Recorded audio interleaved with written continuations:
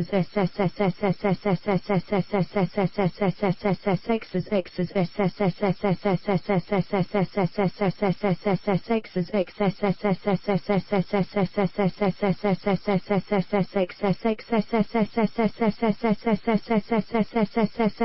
X% SII TTE 4 V TI GY VVU on VVVV 6 Vil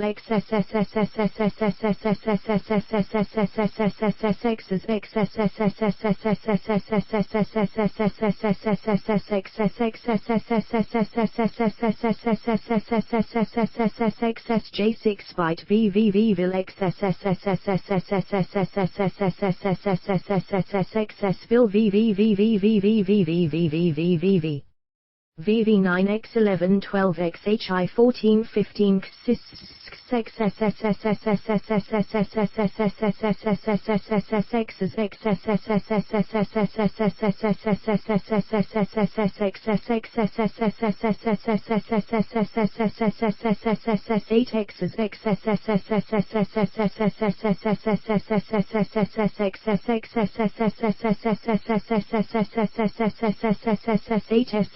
XSS X's 1XEX 14 Zoo 12 14 15 YVY of VV of God EA4CC Frank WWCCW VVVV Rea VVVVU on God Diagram Series 2 1 V marching order of 400 heavily armed men. This marching formation is Machiavelli's fundamental tactical unit. The Arabic numerals indicate the ranks where pikesmen stand, the Roman numerals, where the shield-bearers stand. There are 4 captains, C, each leading a consecutively marked group of men. The latter are indicated by A, 6, Y, and 8. As in diagrams 3 and 5 below, these groups should not be writ as marching side by side, but as following one another. 8 follows Y, which follows F, which follows A. In a line, diagram 2. The battle order of 400 heavily armed men. The same men, augmented by 50 velites, moved into a battle formation. The captain of a, C, halts, the captain of C**, and his men advance on the right of A and square off with both A and Y, and 8 advances to the right of these 3 and aligns his men with them. The asterisks represent the position formerly occupied by Captain C** and C**. For Machiavelli, the advantages of this formation are the placement of the pikesmen in the front to hold off a cavalry attack, and the placement of the shield bearers, the strongest unit, in the most strategic location. Figure 2 Front GXC 3 XP XP XP XP XP Z Xing Zu X's ISS S asterisk 85 I SSS IL PPPPPPPPPPP 3 4 5 6 POP PYPSP PVPHEPPPPPPPP 4 SSS degree SSVV SSSS 58 6 SSS 887 S SS 83 degree SS SS degree SS Viet 9 SSS degree SIS S equals SX 11 SHSSS 2 S12 SSSSSSSS 8 SSX equals PPL PEPS Pay PPPPPPPPPPPPPPPPFFP 2 PP PUP PB PPPPPPPPPPPPXPXPXPXPXP 13 14 15 16 17 is 19 20 S register trademark symbol sign SSSSSS 19 Nisanat Ni XEs as X's XG XO SSSSSS degree SSSSS asterisk SSSSS degree S8 SS dollar SSSSSS degree S dot SSSS dollar SSSSS 2 SS4 V6 7 17 SS, SSSS, S2 SIS SSS, SS78, S98 7:8 S28, S equals SSSSSSS size S7 SE 5.S8 SSSS 817 XO X's XO Zu XESS, 89 SSOS. S9 SS5 SSSS 8 S11 12 XIU $S $S388 $S8 SXEW 7 S15 SSSSS 8.8 88 S75 84 S 5 SSS is 7 S.7 S16 X's XE15 RVEXXC4 8 so 8 SSSSS Seismizisms SSSSSSXYSS 8 S8 SS and SXVIUXGXEXGX's XPS degree SSS SSOS SSS dollar SSSS degree SS asterisk SS S7 S asterisk STSC3 SSSXEX's X's 19XX Diagram 3 1 WILEV VV Vicville 8 Sex 11 asterisk Stexu EXIU 14 15 16 EEXAIL 19 XXY figure ICS2 Cont Front CCIC 03 X's N's XP N's X's XP NE X's X's X's no N's X's X's XS XP XP XP XP XP1 SESIS.5 E55.5.85 degree 55.5.858 PP row E2 CCC 65 SUS SS 858 SUSSS PPFH PPPP3 CISIS SSSS 5 degree 98 5.5 S.S.5. Pop 4 P CISIS S5 SSS 55 5 degree 55 5 P SPCIS S45 SS 5.55.5 598 SP Peria 6 SSSSSSSSSSSSSSS PPPPP 7 SESSES ISO S5 5 degree 55 5 S58 5.2 PFPPS SOSS 58 SS 5855 PPP9 SISIS SSSSSSSSS SIS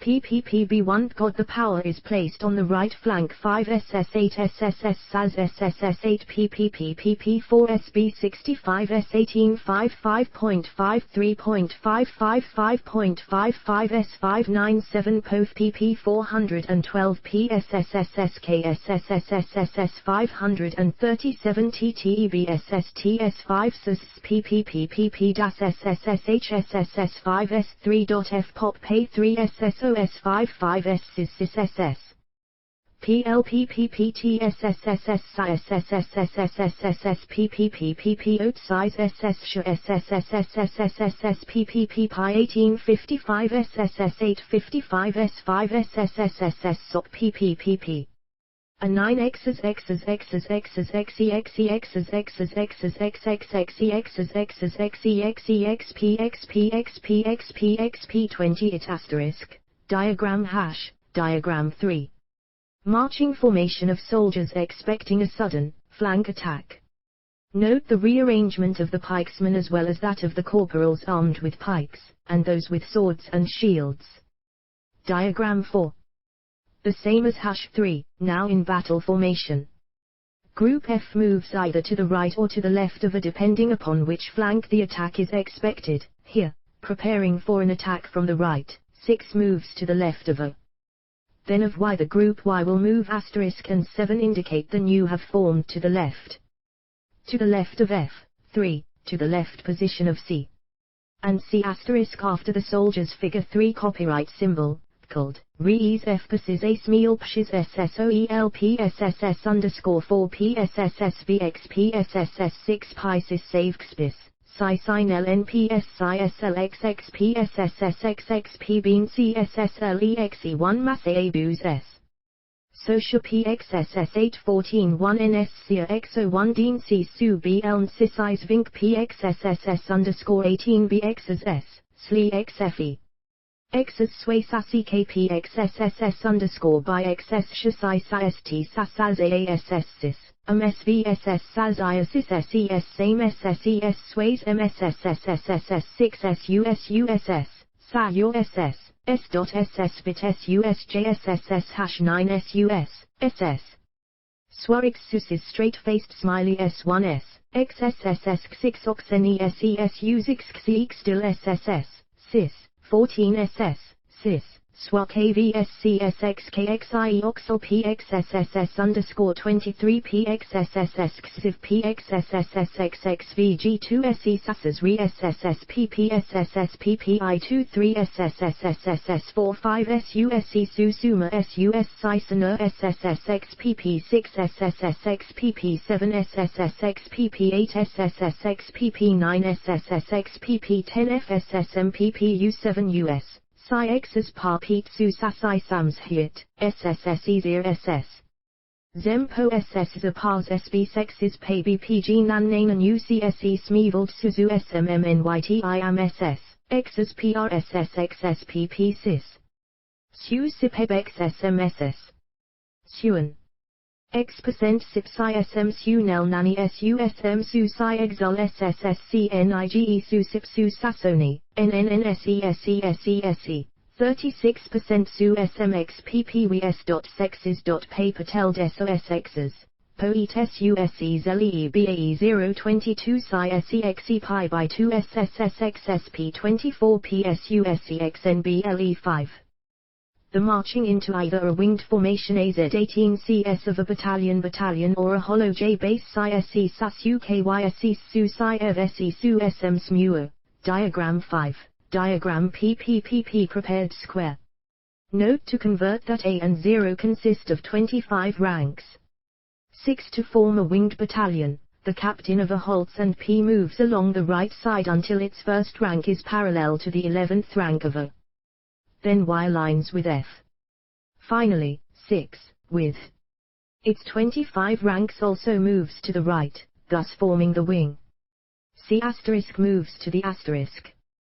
Diagram 7. To form a hollow square based on the preceding formation, ranks 18 through 25 move around to the front of the first rank. The placement of the standard bearer /colors, lieutenant colonel, and drums is not specified in BUD, and is derived from foreign North and Peries. Nor is it, OM145, OT, PSBs SS, SSSSS PPSS, SSPP SAS 9 SSSS PPSSS, PPPS.07 SPPPP, 87 SSS PAS SS SASPA SSS XPP SSS XPP. Sis's Con PXES $S Pauls X 55 15 19, CISOACs on NDNPYBBSEHAR SIP NAEAEO no at copyright symbol 2TC tel Lieutenant NAO NNNN NMN on NCOM NHRNNNNW LATS S copyright symbol OAA.SS degree S3SS SSSS 58 Diagram 6 WNNNM tilde SE near OER SEM me and OE18 AKOSE8 C. Diagram 7. Be rearranged.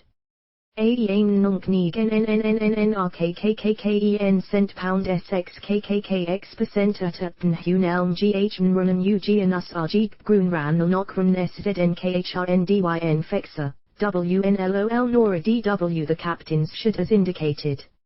OAND non UHRNNRNNNNNNNNN WECO and ONNMOAESHHWOEZE, ALGO and IT CSEAMMEEAMK82IE on Eugene Nunga 1 PCSPPC stand NNNW Cecil Sisish NE3S $SSSSSSSS $SSSX as PPS PEX SSSS SOSAS SSPPX and SSSSSSSSSPPDEX SSSIS SSSS SS 0.5 515 SNPPPP MAR SSS SSS SIS SS SIS 7858 SX as PSSS sex PEX SSSSSSSS SSSS.SPPP cons SOSSSS 58S $SS 38 XEPPRP SSSS $S Perez SSPSSS $PP6 clear how NNNNNNN3 non-hem SAS PMX as SS NNNNMNN SASO at NWNNNSADNN ALDA OPBRNN OLRANMAS NNN Fate Eats TT4 NNNV NKKNMNDN Daran No E2A copyright symbol IOREA B Otis MBE Sarah Oak tilde pay 1 PAAO plus 25 XXSPSOS SysX as PPPSSS 8 SSG8 X as PPPPPEX GSOS S SOSA SSS SIS 5 Saint X's par PRX's 5 Sis SS SU SPSSSSS 7 S7 SXQPP 325 P is SUS Sizisк Sis 7 SSSSSS Mkelken EEO P presumably they should figure forefront. Sis were ins roa S light SESXE equals 40 SDPC LOE 725 74 E25 40 to 25 9425 946 25 21B /by the UN men at arms cavalry by EEVVB2EY flank left extraordinary velites. Y812, I /S1 SSW340K40-40, -40W equals, WM, equals 1, baggage, equals trains, WNREHHE unarmed, EO 100 Oka Euro, rear legend. The rectangles marked B represent the battalions in formation similar to the one shown in diagram 2. Figure I. Machiavelli did not specify the depth of the light cavalry, of the men-at-arms, or of the velites extraordinary. G equals regimental colonel, P equals general leading the entire army, 2 regiments in battle formation front Euro 25.94 cent 25, 425,544 253 E, 40 to 36, Le E men-at-arms B and B. WY00 150 light cavalry KAH3 extraordinary velites flank right extraordinary 103 pikesmen of ranks equals 40-5 cent E405 54,440 40 to 5 404 and 40 ranks men accompanying army circa 100 euro cent asterisk guard scale 1 mm equals approximate 2 feet SVVSO000000000000000000000000000000000000000000000000000000000000000000000000000000000000000000000000000000000000000000000000000000000000000000000000000000000000000000000000000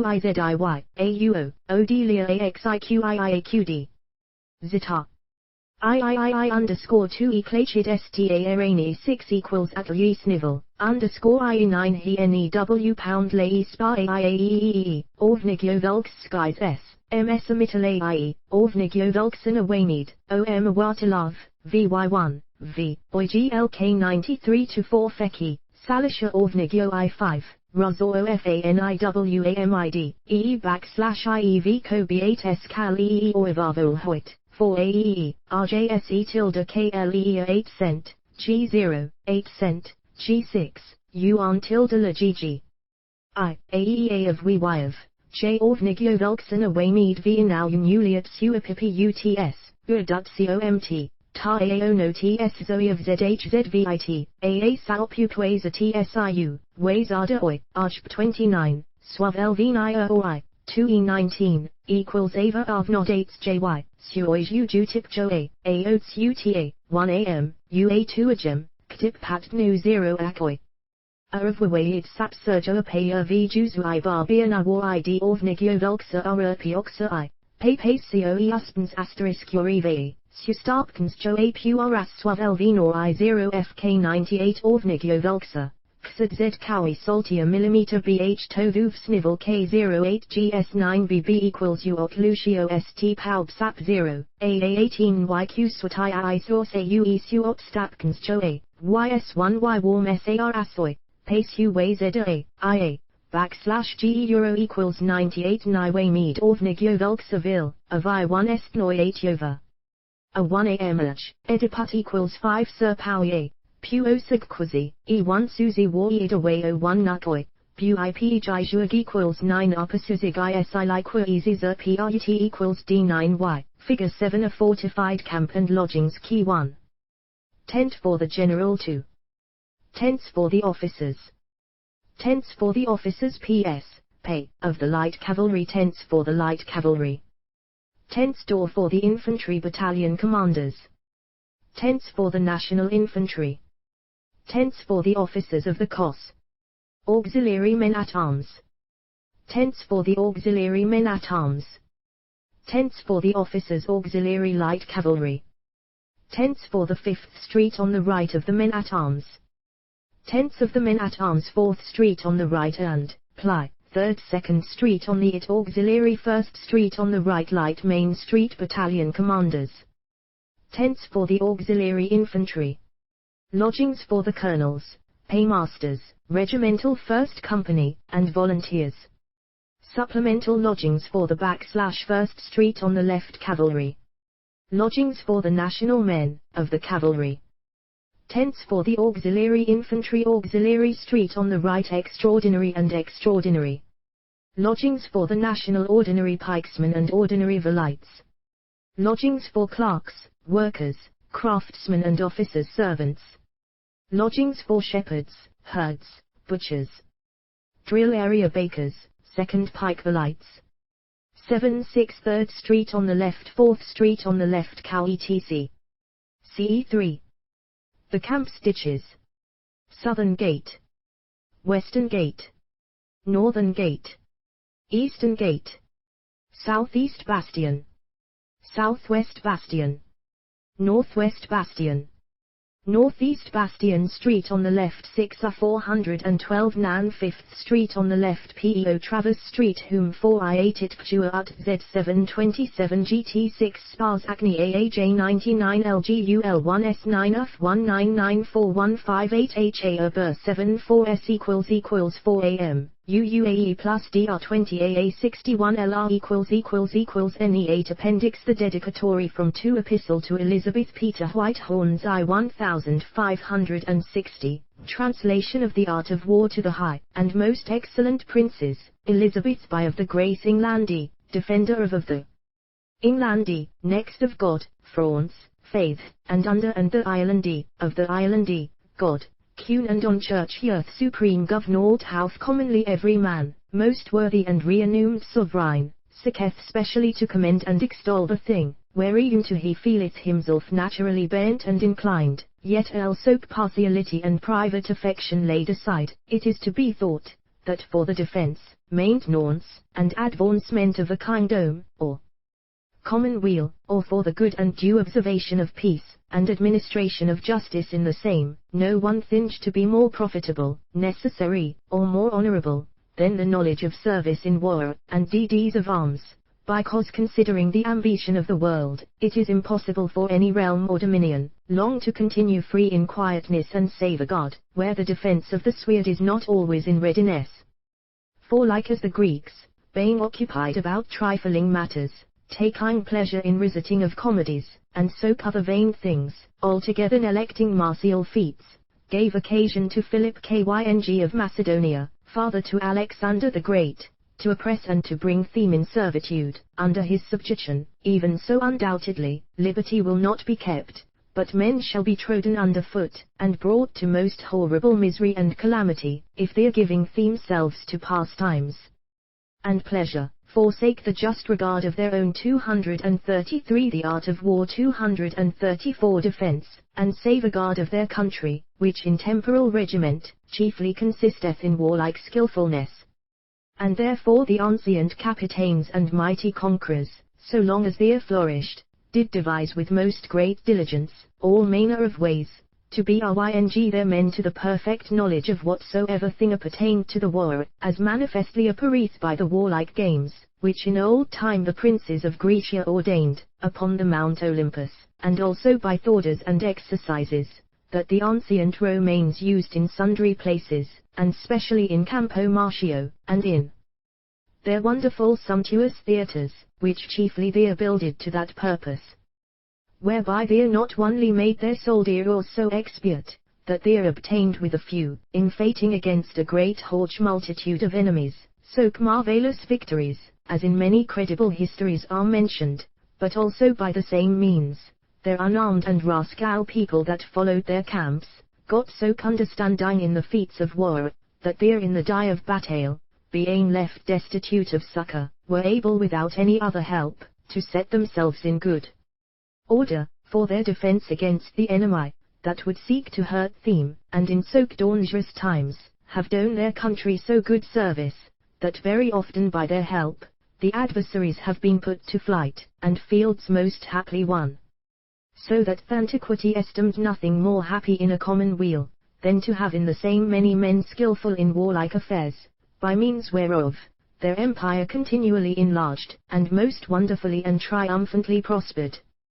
For so long as men for their valiantness were then rewarded and had in estimation, glad was he that could find the occasion to venture, yea, and spend his life, to benefit his country, as by the manly acts that Marcus Curtius, Horatius Coccles, and Gaius Mucius did for the safeguard of Rome, and also by other innumerable like examples, do it plainly appear.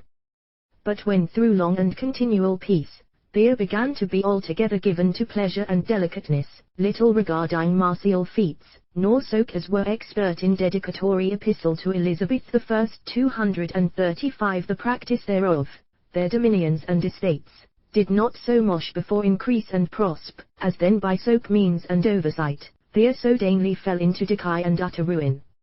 For soke truly is the nature and condition, both of peace and war, that where in government, there is not had equal consideration of them both, the one in fine, doth work and induce, the other's oblivion and utter abolition. Wherefore, sith the necessity of the science of war is so great, and also the necessary use thereof so manifest, that even Lady Peace herself, doth in manner from thence crave her chief defence and preservation, and the worthiness moreover, and honour of the same so great, that as by prose we see, the perfect glory thereof, cannot easily find root, but in the hearts of most noble courageous and manlike personages, I thought most excellent princes, I could not either to the special great feeing of your highness, the universal delight of all studious gentlemen, or the common utility of the public wealth, employ my labours more profitably in accomplishing of my duty and goodwill, than in setting forth something that might induce to the augmenting and increase of the knowledge thereof, in especially the example of your highness most politic government over us, giving plain testimony of the wonderful prudent desire that is in you, to have your people instructed in this kind of service, as well for the better defence of your highness, themselves, and their country, as also to discourage thereby, and to be able to resist the malignity of the enemy, who otherwise would seek peradventure to invade this noble realm or kingdom. When the four about years paced, in the emperor's wars against the Moors and certain Turks being in Barbary, at the siege and winning of Calabria, Monasterio and Africa, I had as well for my further instruction in those affairs, as also the better to acquaint me with the Italian tongue, reduced into English, the book called The Art of War, of the famous and excellent Niccolo Machiavelli, which in times past he being a counsellor, and secretary 236 The Art of War of the noble city of Florence, not without his great lauder and praise did write, and having lately again, somewhat perused the same, the which in so continual broils and unquietness, was by me translated, I determined with myself, by publishing thereof, to bestow as great a gift, since greater I was not able, just my countrymen, not expert in the Italian tongue, as in like works I had seen before me, the Frenchemen, Dutchemen, Spaniards, and other foreign nations,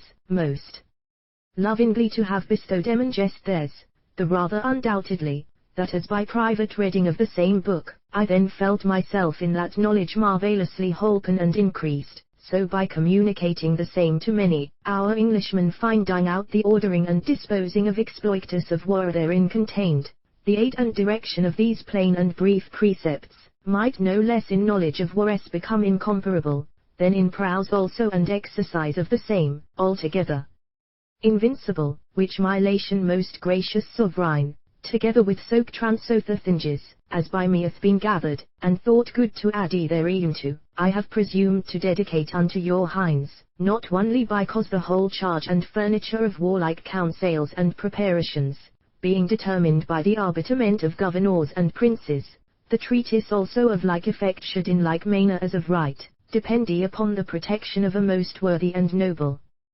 patroness, but also that the discourse itself, and the work of a foreign aucdower, under the passport and safe-condit of your highness most noble name, might by special auxiliary of the same, win just your majesty's subjects, much better credit and estimation.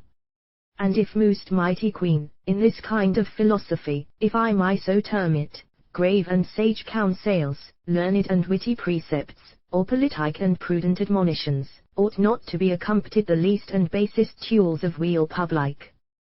Then dare I boldly affirm, that of many strangers, which from foreign countries, have heretofore in this your Majesty's realm arrived, there is none in comparison to be preferred. Before this worthy Florentine dedicatory epistle to Elizabeth I 237 and Italian, who having freely without any gain of exchange, as after some acquaintance and familiarity will better appear, brought with hym most rich, rare and plentiful treasure, shall deserve I trust of all good English hearts, most lovingly and friendly to be entertained, embraced and cherished. Whose new English apparel, howsoever it shall seem by me, after a gross fashion, more fitly appointed to the camp, than in nice terms attired to the carpet, and in coarse clothing rather put forth to battle, than in any brave shoe prepared to the banquet, nevertheless my good will I trust, shall of your grace be taken in good party, having fashioned the phrase of my rude style, even according to the purpose of my travail, which was rather to profit the desirous man of war, than to delight the ears of the fine rhetorician, or dainty curious Sclemon, most humbly beseeching your highness, so to accept my labour herein, as the first fructus of a poor soldier or study, who to the uttermost of his small power, in the service of your most gracious majesty, and of his country, will at all times, accord yng to his bounden duty and allegiance, promptly yield himself to any labour, travail, or danger, whatsoever shall happen. Prying in the mean season the almighty GOP, to give your highness in long prosperous reign, perfect health, desired tranquility, and against all your enemies, lucky and joyful victory. Your humble subject and daily orator, Peter Whitehorn.